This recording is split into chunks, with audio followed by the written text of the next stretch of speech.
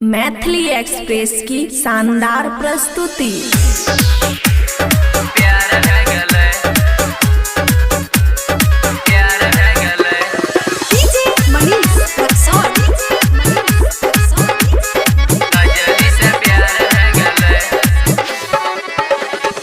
खुशी recording studio बलुआहा।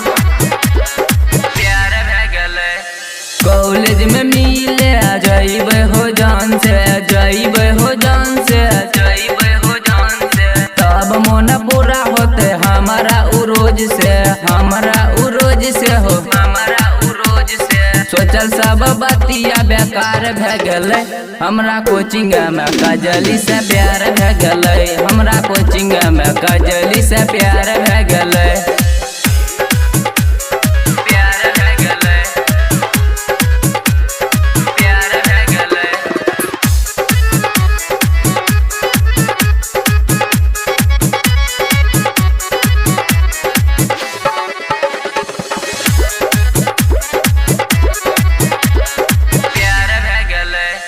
मिल जाइबै त ले लबै चुमा, हो ले लबै चुमा, तब पूरा होते हो हमर सपनमा, हो हमर सपनमा, हमर सपनमा।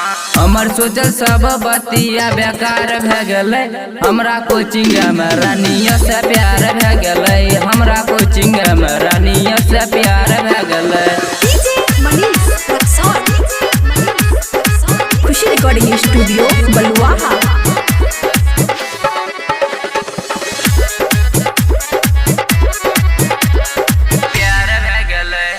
होते शुरुआत ही हमर दिल से, हो हमर दिल से, आई लव यू बोल देवे अपना लभर से, हो अपना लभर से, अपना लभर से।